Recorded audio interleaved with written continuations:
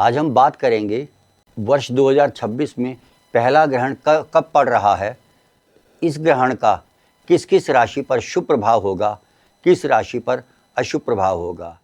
नमस्कार, मैं अनिल कुमार सिंह एस्ट्रो अनिल कुमार में आपका स्वागत करता हूं। आप मीडिया में ढूंढ कर देख लीजिए, ग्रहण के नाम पर अक्सर डराया जाता है कि आपके लिए यह बुरा होगा, या इसके लिए भारी है, या उसके लिए भारी है, परंतु ऐसा होता नहीं है। आइए जानते हैं किस राशि में ग्रहण पड़ रहा है, किन के लिए शुभ और किन के लिए अशुभ होगा, और इसके क्या क्या प्रभाव होंगे और आपको इसके लिए क्या क्या उपाय करने होंगे। वर्ष 2026 का पहला ग्रहण 17 फरवरी 2026 को कर्क लगन में पड़ेगा और इस लगन से अष्टम भाव की राशि यानी कुंभ राशि पीड़ित है, जहाँ पर 5 ग्रह होंगे: राहु, सूर्य, चंद्र, बुध और शुक्र।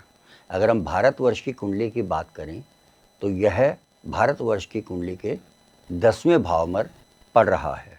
ऐसे ही अगर हम थोड़ा सा पीछे जाते हैं तो 26 फरवरी 2017 को यह कुंभ राशि में पड़ा था। उस वर्ष एनडीए गवर्नमेंट ही थी और उस वर्ष में बहुत सारी तब्दीलियां आई थी जो आने वाले समय के लिए बहुत अच्छी साबित हुई। जैसे 26 फरवरी 2017 में यह भारतवर्ष की कुंडली में 10वें स्थान पर पड़ा था, जो प्रधानमंत्री को भी दिखाता है। तो उस वर्ष प्रधानमंत्री श्री नरेंद्र मोदी जी ने वैट को हटाकर एक कॉमन टैक्स लागू किया, जिसे नाम दिया गया जीएसटी, जो कि हर स्टेट में कॉमन टैक्स हुआ करता है। उसी वर्ष इसरो ने 104 सैटेलाइट लॉन्च करके विश्व रिकॉर्ड भी बनाया था।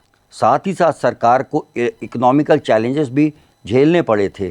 खेती बाड़ी में बहुत गिरावट हुई थी। सूखे के कारण बहुत ही किसानों ने आत्महत्या की। अमरनाथ यात्रा पर टेरर अटैक हुआ था।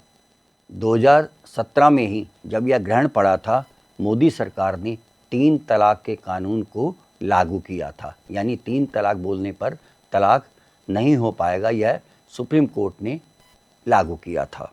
इस बार भी सरकार को बहुत चैलेंजेस फेस करने पड़ सकते हैं, क्योंकि दशा भी फेवरेबल नहीं है। मंगल में केतु की दशा होगी और दशम भाव प्रधानमंत्री का होता है। तो मैं पहले भी कह चुका हूँ कि फरवरी तक मोदी जी को बहुत दिक्कत है। आइए अब हम हर लग्न के लिए यह ग्रहण किस तरह का साबित होगा, उसके लिए उन्हें क्या उपाय करने होंगे, हम इसे डिस्कस करते हैं। मेष लगन की अगर हम बात करते हैं तो मेष लगन से 11वें भाव में पड़ रहा है। 11वां भाव होता है अचीवमेंट्स का, अवार्ड्स का, लाभ का होता है। तो जिन नेटिव्स की शुभ दशाएं होंगी उन्हें इसके बहुत अच्छे फल मिलेंगे, राइज मिलेगा। लेकिन साथ ही साथ जिनकी दशाएं शुभ नहीं होगी उनके लिए थोड़ा यह बुरा साबित हो सकता है। तो क्या करें? इसके लिए वे गीता के 15वें अध्याय का स्वाध्याय करें। अब हम बात करेंगे वृष लगन या टॉरस लगन की, जिसके यह 10वें भाव में ग्रहण पड़ रहा है। 5 ग्रह जो हैं वह 10वें भाव में हैं। तो 10वां भाव होता है व्यवसाय का, कैरियर का। जिन नेटिव्स का अच्छी दशाएं हैं, कोई योग कारक दशा है, किसी उच्च के ग्रह की दशा है, उनके लिए शुभ साबित होने वाला है। नए इनकम के स्रोत खुलेंगे। लेकिन यदि दशा अच्छी नहीं है, किसी बुरे ग्रह की या मैलेफिक की दशा है, तो यह थोड़ा सा प्रोफेशन में उनके लिए कुछ ना कुछ परेशानियां खड़ी कर सकता है। तो इसके लिए क्या करें? विष्णु सहस्त्र नाम के 65वें श्लोक का नित्य 32 बार पाठ करें। तीसरा लगन होता है मिथुन लगन या जैमिनी लगन। तो मिथुन लगन के लिए यह 9वें भाव में पड़ेगा। 9वां भाव धर्म का, पिता का, लंबी यात्राओं का होता है। तो यदि किसी नेटिव का दशा खराब है तो पिता के लिए थोड़ा अशुभ साबित हो सकता है। लेकिन यही अगर किसी जातक की पंचमेश की दशा है, शुक्र की दशा है या शुभ ग्रह की दशा है, तो उसे लंबी यात्राओं से लाभ मिल सकता है, पिता से हेल्प मिल सकती है। लेकिन यदि कोई अशुभ दशा है तो इसके खराब फल आएंगे। तो इसके लिए उपाय क्या करें? इसके लिए विष्णु सहस्रनाम का नित्य सुबह नहा धोकर पाठ करना शुरू कर दें। कर्क लगन या कैंसर लगन। कर्क लगन के लिए थोड़ा सा अशुभ साबित होता दिखाई दे रहा है। किसी गंभीर बीमारी का आना दिखाई देता है जो शायद बहुत लंबा समय ठीक होने में लगे। दशा अगर शुभ होगी तो बीमारी जल्दी ठीक हो जाएगी, लेकिन यदि दशा अशुभ है तो काफ़ी समय लगेगा।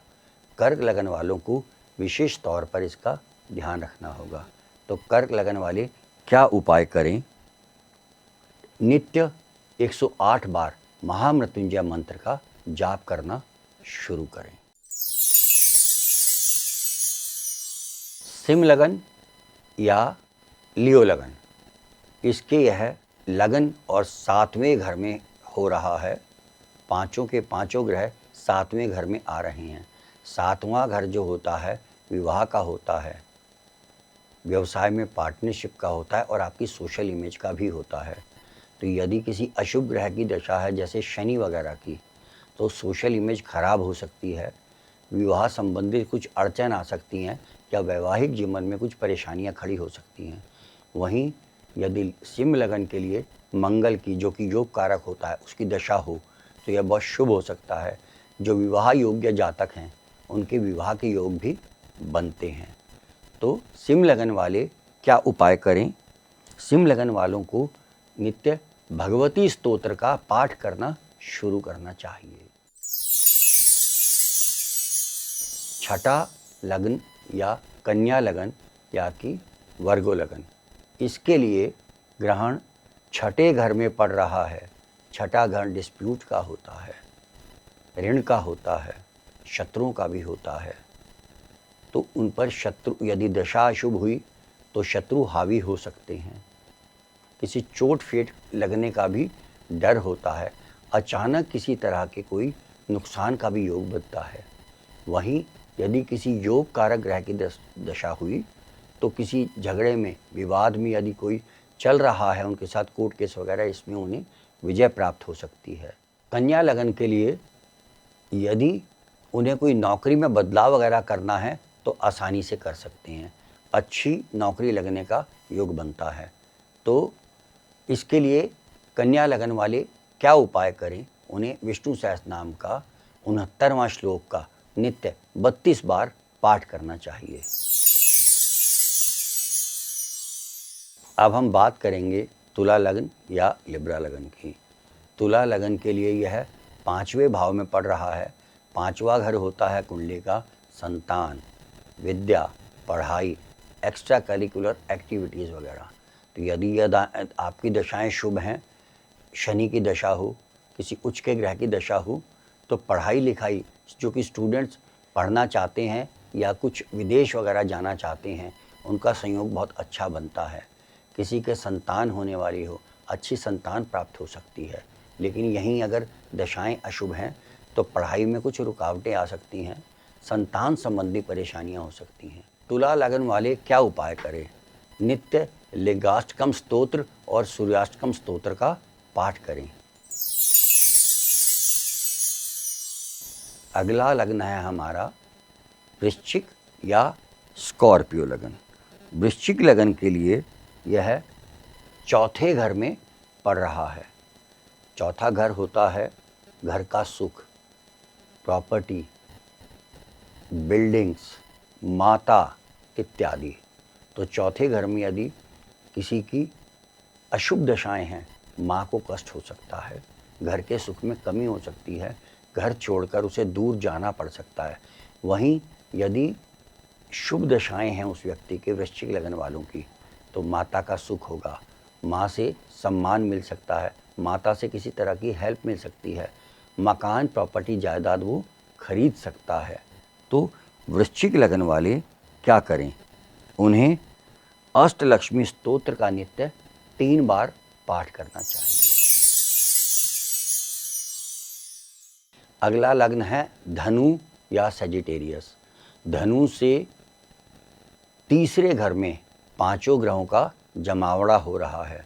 तीसरा घर छोटी यात्राओं का, करेज का छोटे भाई बहन का होता है। तो छोटे भाई बहन यदि दशाएं खराब हैं तो छोटे भाई बहनों से झगड़ा होने का या संपत्ति में कुछ पेरेंटल प्रॉपर्टी वगैरह में डिस्प्यूट का एक संकेत मिलता है। यदि वहीं अगर दशाएं किसी की शुभ हों तो छोटी यात्राएं शुभ साबित होंगी। छोटे भाई बहनों से लाभ होगा या उनसे प्रेम बढ़ सकता है। कम्युनिकेशन स्किल से संबंधित काम करने वालों को यदि दशाएं शुभ है तो बहुत लाभ होगा। तो धनु लगन वाले क्या करें? नित्य काल भैरवाष्टकम स्तोत्र का नित्य पाठ करें और गणेश जी की उपासना करें। हमारा अगला लग्न है मकर लगन या कैप्रिकॉर्न लगन। कैप्रिकॉर्न लगन से दूसरे घर में ग्रहण पड़ रहा है। दूसरा घर होता है एक्यूमुलेटेड वेल्थ, वाणी, स्पीच, साथ ही साथ कुटुंब स्थान। तो यदि किसी व्यक्ति की कुंडली में शुभ ग्रहों की दृष्टि है तो कुटुंब में कोई खुशियां हो सकती हैं, एक्यूमुलेटेड वेल्थ में वृद्धि हो सकती है, वह कोई ना कोई अच्छा सत्संग वगैरह करा सकता है। वहीं यदि किसी की अशुभ दशा चल रही हो तो उसकी वाणी पे वह कंट्रोल खो सकता है, एक्यूमुलेटेड वेल्थ में कमी हो सकती है, भारी नुकसान की आशंका है। तो मकर लगन वाले क्या करें? नित्य 3 बार नारायण कवच का सुबह पाठ किया करें।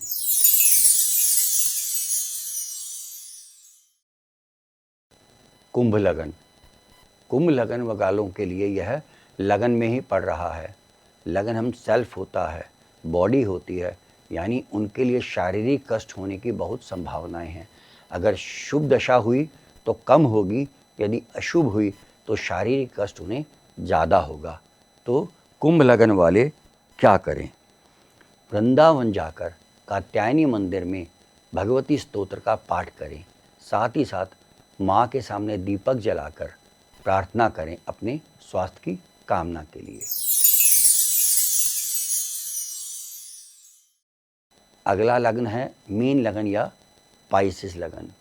मीन लगन के लिए यह 12वें भाव में ग्रहण पड़ रहा है।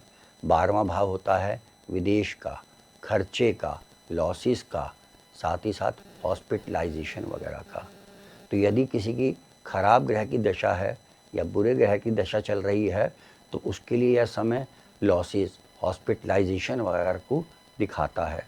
परंतु यदि किसी की शुभ दशा चल रही है तो उसे विदेश से लाभ हो सकता है, विदेश जाने का मौका मिल सकता है, तो उसके लिए यह शुभ साबित हो सकता है। तो मीन लगन वाले क्या करें? मीन लगन वाले नित्य दत्तात्रेय स्तोत्र का पाठ करें। जुड़े रहें हमारे साथ इसी तरह और भी रोचक वीडियोस के लिए। जय श्री कृष्ण।